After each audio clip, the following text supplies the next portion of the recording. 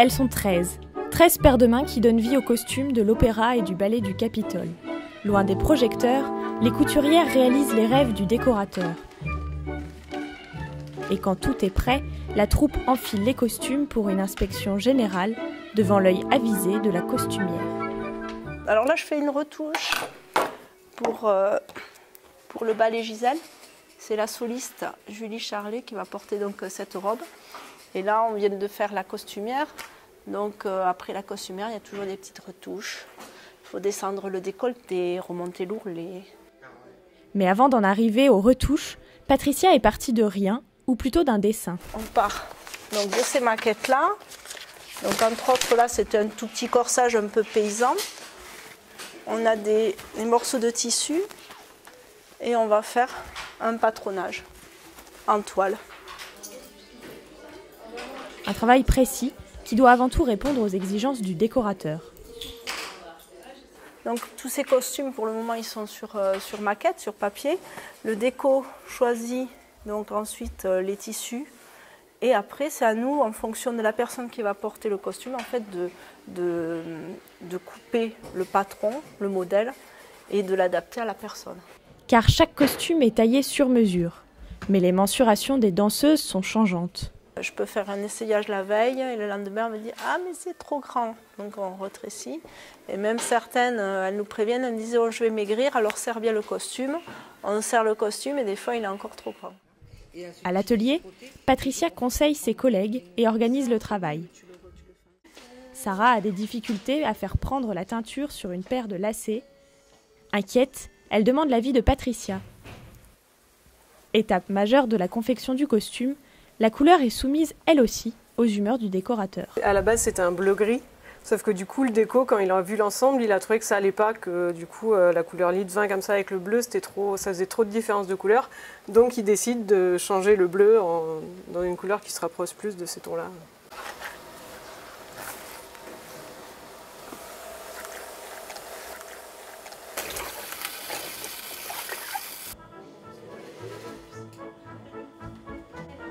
Retour à l'atelier côté tailleur.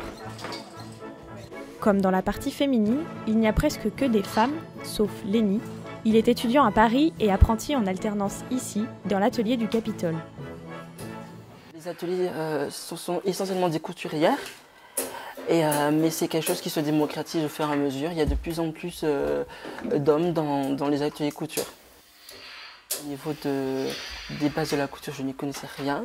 Je débute justement et pour moi, je préfère d'abord consolider mes bases en couture avant de pouvoir passer à tout ce qui est conception, dessin, pour pouvoir créer après, pouvoir ne serait-ce que savoir monter un vêtement. Les compétences sont tout à fait les mêmes qu'une couturière en prêt-à-porter en haute couture. D'ailleurs ici, on a tendance à dire que c'est de la haute couture en costume, pour le costume. Voilà.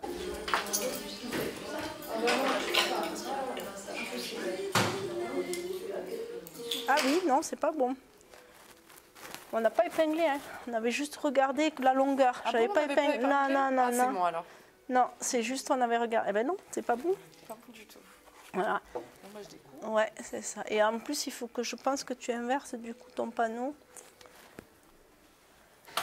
À l'atelier, vous commencez par petites mains, vous êtes à la table à faire finir votre costume.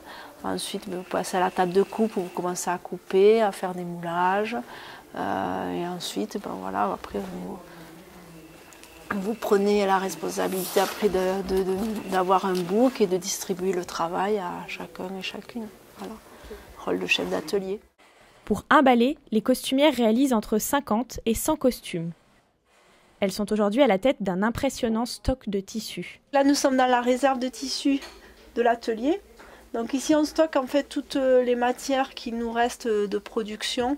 C'est-à-dire que certaines fois, on prend un métrage assez conséquent et finalement, on en utilise un peu moins. Et après, des fois, c'est des restes de production qui vont resservir à un moment donné, parce que certaines fois les décorateurs trouvent un velours, un coton, une soie qui leur conviennent, et du coup on réutilise ce stock. Comme là, vous voyez, ça c'est pour une prochaine production, et c'est prêt à être utilisé. Une production qui demandera une fois encore des heures de travail. Les costumes, eux, n'auront peut-être droit qu'à quelques minutes de gloire.